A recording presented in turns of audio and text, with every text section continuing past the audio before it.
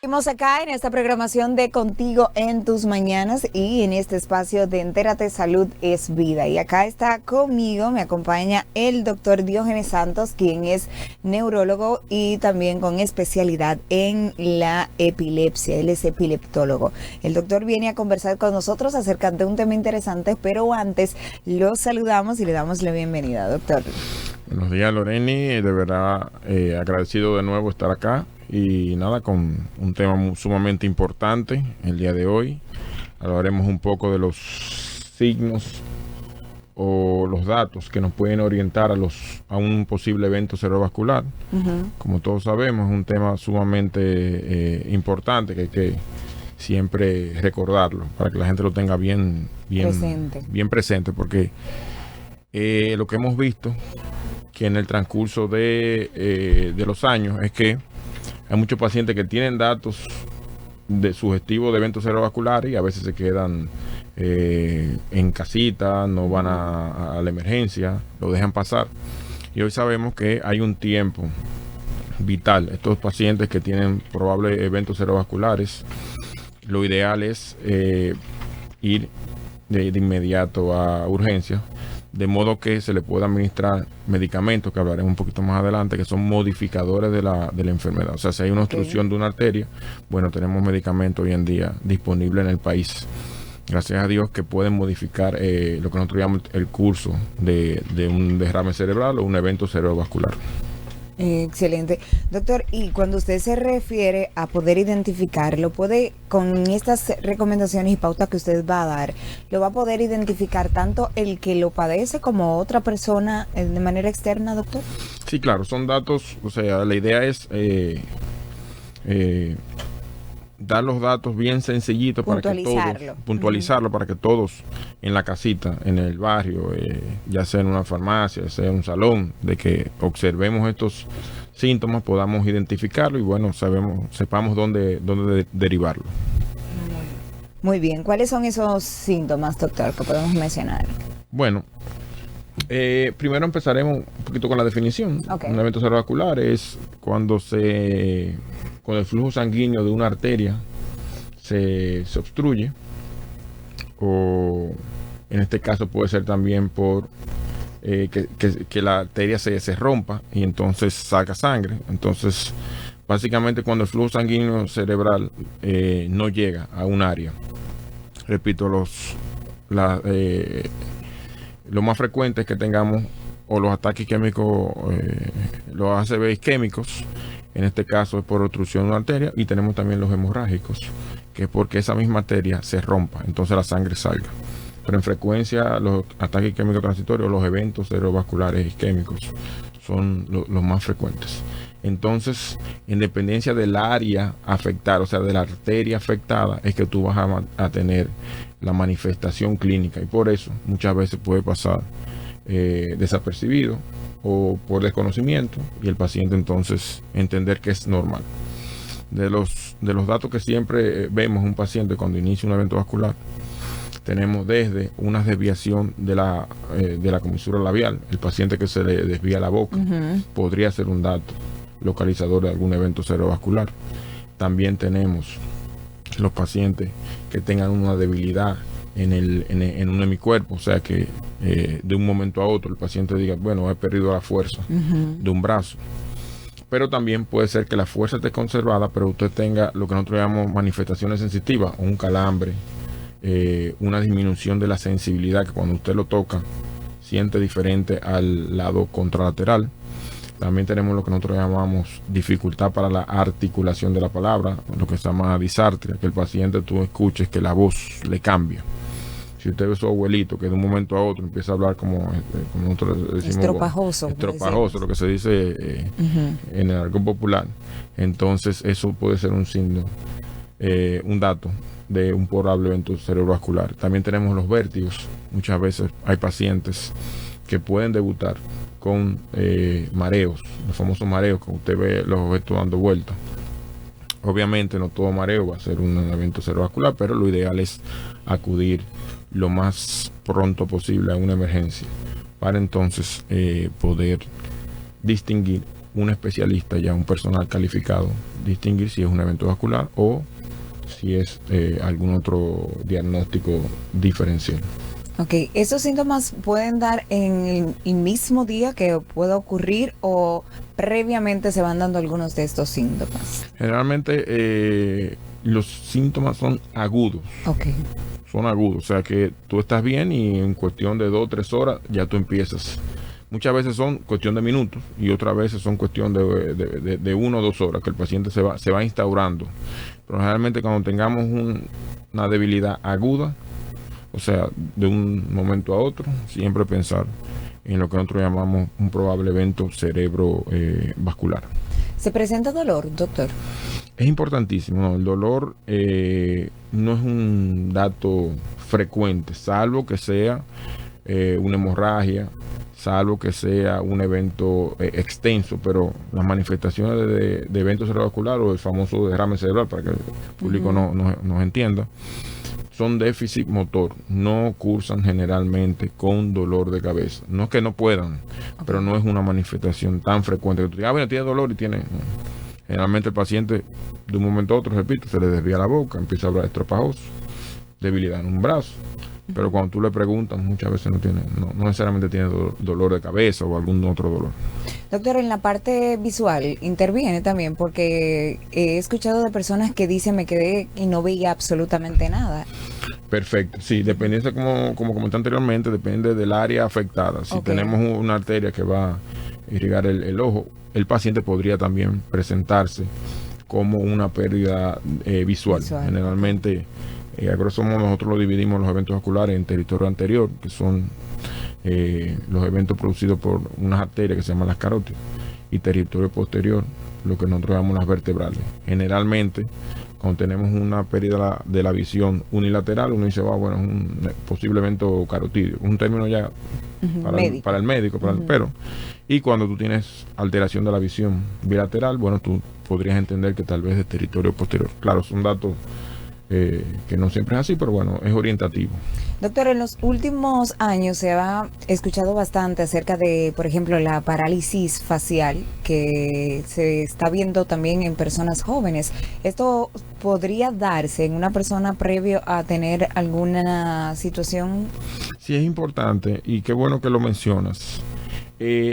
Muchas veces nos llega el paciente por emergencia y confunde una parálisis facial periférica con un derrame cerebral. Porque, obviamente, si tú ves que se desvía la boca, como comentamos anteriormente, bueno, lo que más tú puedes hacer es ir a por emergencia. Que no está mal, no lo veo mal, porque obviamente para descartar hay una situación puntual. Pero hay datos clínicos que diferencian una parálisis facial de, obviamente, un evento vascular. La parálisis facial solamente se circunscribe, como su nombre lo dice, a la cara. Generalmente hay ptosis palpebral y la desviación de la boca. No hay otro dato clínico importante, no hay debilidad, no hay disartria. Pero obviamente el impacto que generan son generalmente pacientes jóvenes que están bajo estrés, son diabéticos.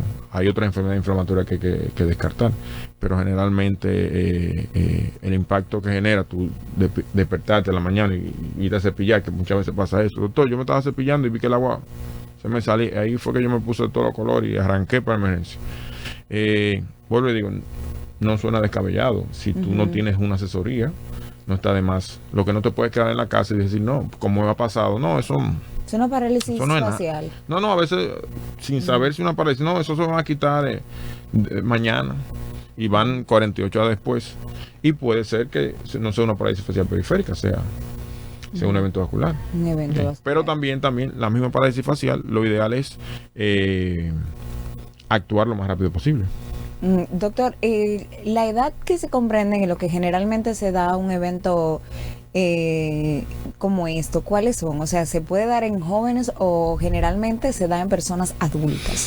Muy buena pregunta. Bueno, eso varía. Hoy en día estamos viendo que los eventos vasculares, cuando tú revisas la literatura, generalmente los factores de riesgo más frecuentes y por edad son el adulto mayor. Pero hoy sabemos que ya eso ha cambiado bastante. Entonces, hemos tenido pacientes. Claro, las causas de estos eventos vasculares van a ser muy diferentes muy diferente a las causas de un adulto mayor, porque generalmente estos pacientes no necesariamente son hipertensos, son diabéticos, pero sí, aunque el gran grupo sigue siendo el adulto mayor, hemos visto pacientes jóvenes que pueden tener eventos cerebrovasculares. Es cada día más frecuente. Ok, o sea que si usted es joven y tiene alguno de esos síntomas que el doctor ha mencionado acá, vaya corriendo a emergencia para que le puedan atender.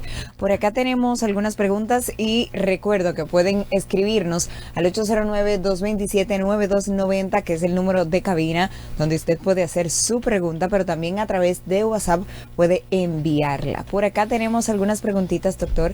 Dice, quiero hacerle una pregunta al doctor, sé que no es el tema de hoy, pero ¿qué puedo hacer o dónde tengo que ir? Porque muchas veces estoy haciendo algo y me doy la vuelta y ya se me olvida lo que estaba haciendo. ¿Qué me aconseja? ¿Dónde tengo que ir o a qué doctor en específico debo asistir? Bueno, si estamos hablando de olvidos frecuentes, bueno, el especialista ideal vendría siendo el neurólogo. Para evaluar, repito, cada caso individual, qué es lo que está pasando, si hay un déficit de atención, si es que está distraída.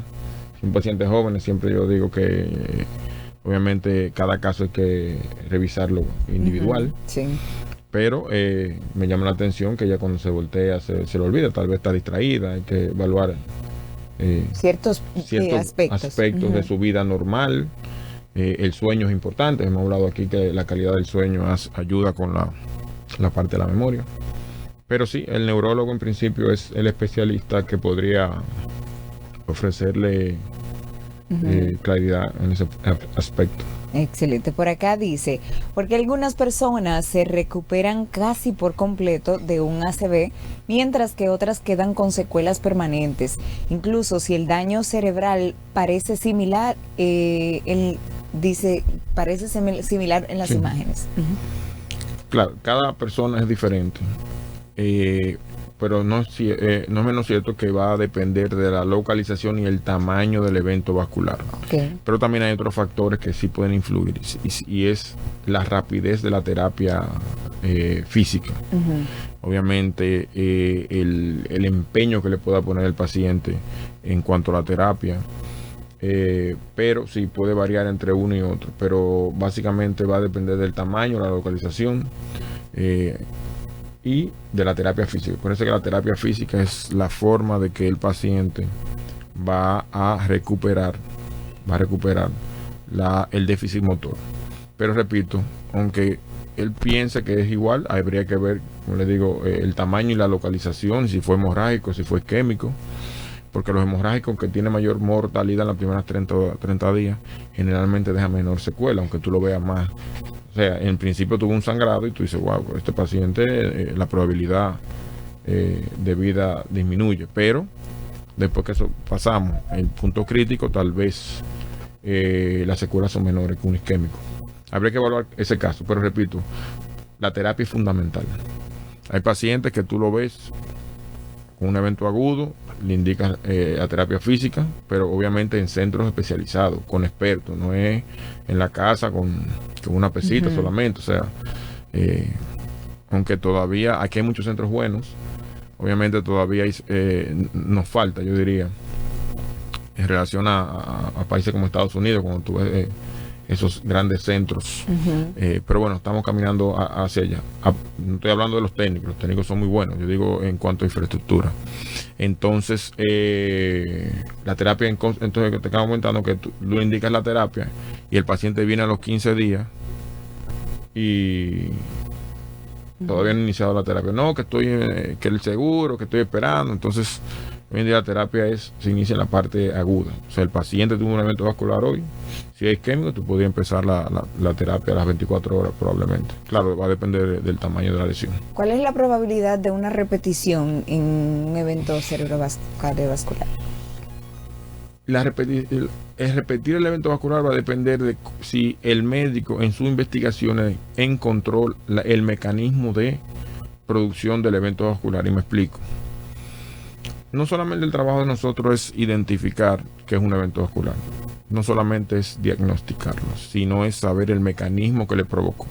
El mecanismo va a ser, los dos mecanismos más frecuentes es que aquí en las arterias que van al cerebro tengamos placas que se van acumulando por el colesterol, por eso es un factor de riesgo importante la dislipidemia. Y esa placa en algún momento se desprenda y llega a parar a una arteria de menor calibre. Esos son lo que nosotros llamamos los mecanismos aterotrombóticos. Pero también tenemos un mecanismo bastante frecuente que es el cardíaco.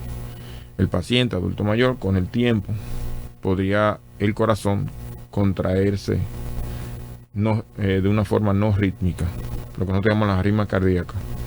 En este caso, la fibrilación auricular es la causa más frecuente de eventos cerebrovasculares. Entonces, ahí desprenderse un coagulito y parar entonces en una arteria. ¿Qué importancia radica eso? Porque aunque los dos me provocaron un evento vascular, hay uno que va a llevar un tratamiento específico y el otro por igual. O sea, no es el mismo tratamiento, aunque suenen parecidos. Uno llega antiagregante, otro lleva anticoagulante. Entonces, es una causa de recidivo. O sea, si yo le pongo antiagregante y al final fue una causa cardíaca, me puede repetir. Ok, por acá siguen las preguntas. Recuerden que pueden llamarnos a cabina al 809-227-9290 si tiene preguntitas para el doctor Diógenes Santos, quien es neurólogo y epileptólogo y está conversando acerca de esos eventos cerebrovasculares que pueden, pues, ¿cómo podemos? Recordando que la principal causa de epilepsia en el adulto mayor es los eventos vasculares.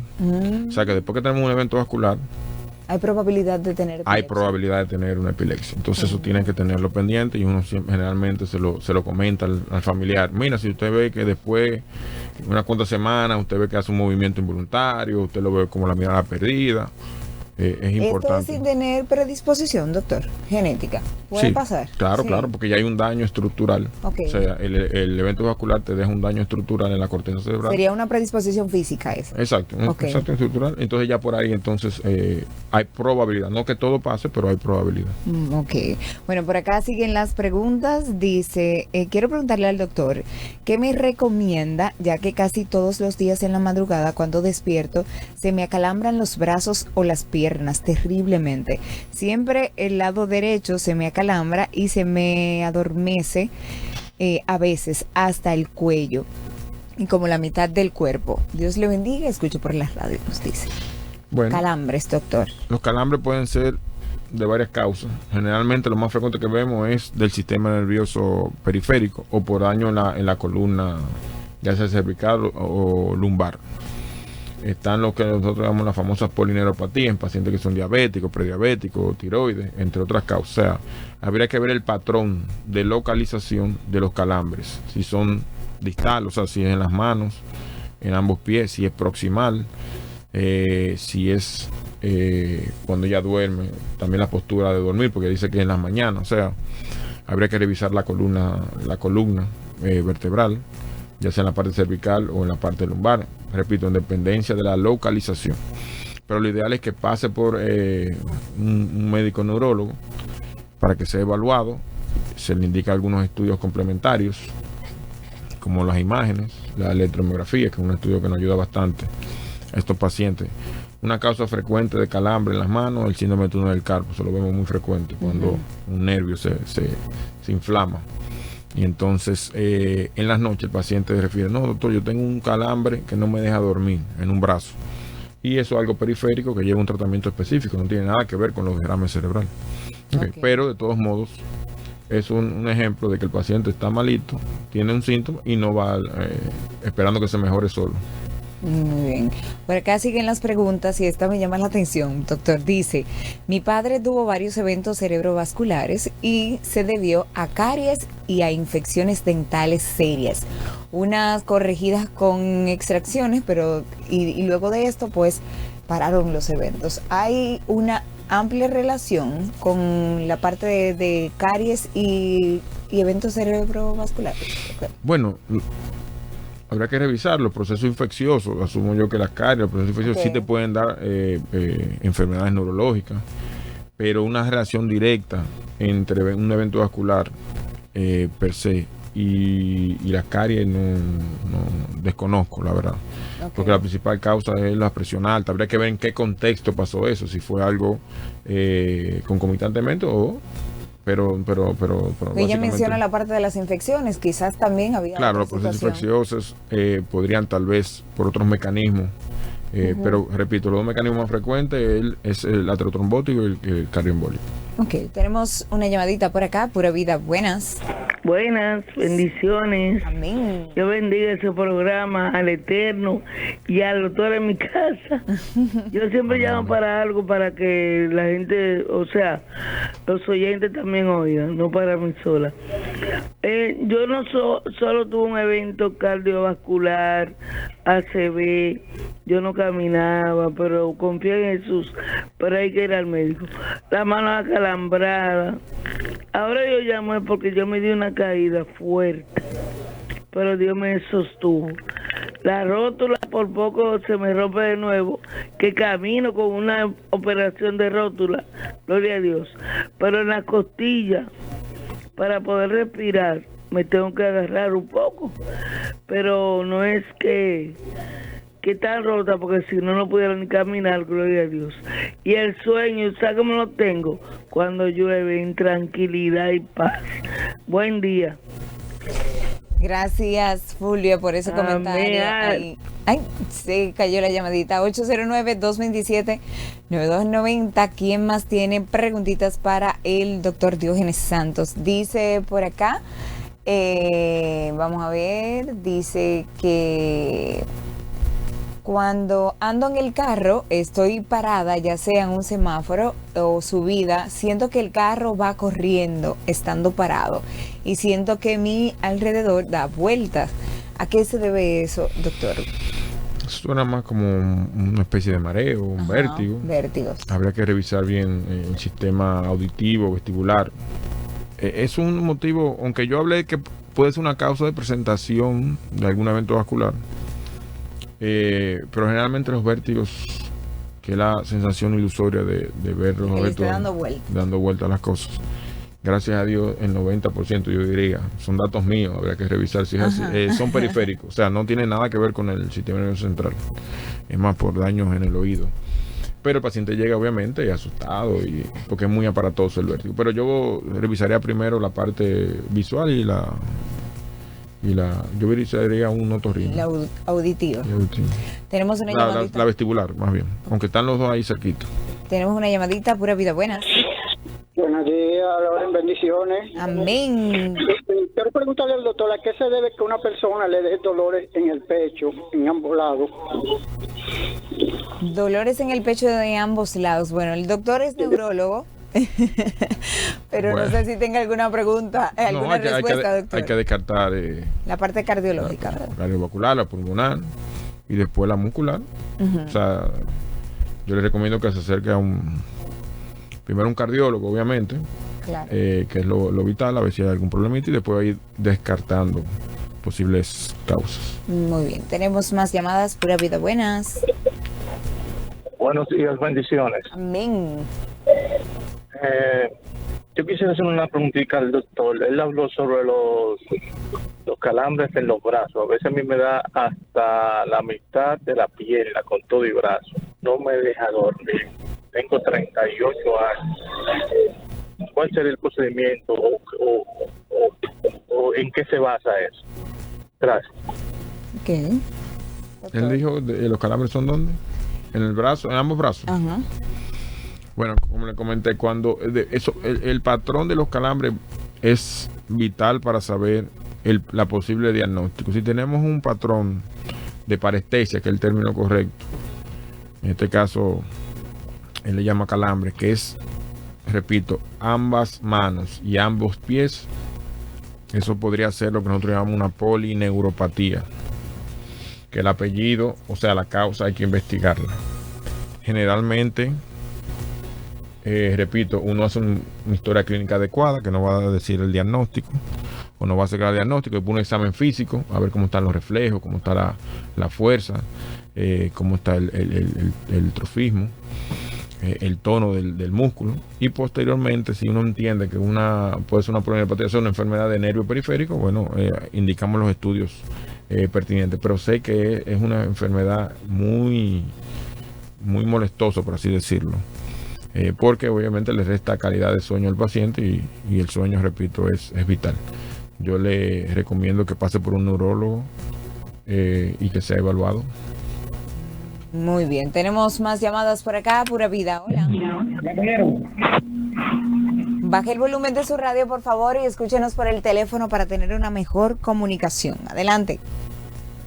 Ok, buenos días. Buenos días. Yo quiero hacer una pregunta con respecto a un estudio que le mandaron a hacer a mi esposo. Voy a leerlo. Sí. Dice que es una angiotomografía coronaria. Angiotomografía coronaria. Ajá. Nosotros tenemos angiotomografía cerebral, pero basado, es el mismo estudio en lo que van a ver las arterias que van al corazón para ver si hay algún tipo de obstrucción. En neurología, cuando tenemos un evento cerebrovascular, hacemos una angiotomografía cerebral. Igual, para ver las arterias que van al cerebro y indagar si hay algún tipo de obstrucción, o sea, si hay alguna placa, algún coágulo, por así decirlo, que sea el causante o que esté provocando algún síntoma clínico importante. Excelente. Bueno, doctor, ya hemos llegado al final de esta conversación y yo creo que es propicio para decirle a toda la gente que si necesitan ir a consulta ante alguna situación, que es importante, doctor, porque a veces las personas tienden a dejarlo, este es un síntoma leve o esto... Generalmente en Semana Santa no se enferma. Yo lo dejo después de Semana Santa. Sí, después de Semana Santa yo voy. Es importante que asistan si tienen alguna duda o alguna sospecha de alguna enfermedad neurológica, por favor asistan. Hoy en día tenemos en el país muy buenos neurólogos, incluso con sus especialidades, ya sea en este mismo caso de neurología vascular. Y entre otras sus especialidades, o sea que cuando tengamos alguna sospecha, por favor, asistir. Tengo algunas preguntitas aquí en el Instagram que no voy a poder contestar. Por favor, escríbame en privado y con gusto lo orientamos. Excelente. Bueno, doctor, muchísimas gracias. Ahí escucharon al doctor Diógenes Santos, quien es neurólogo y epileptólogo y ha conversado pues con nosotros acerca de este tema tan interesante. Si usted llegó tarde a esta conversación, vaya a nuestro canal de YouTube Pura Vida Network en la sección de en vivo, ahí lo va a encontrar. Nosotros seguimos con más en esta programación de Contigo en tus Mañanas en esta Semana Mayor, pues con esta programación especial.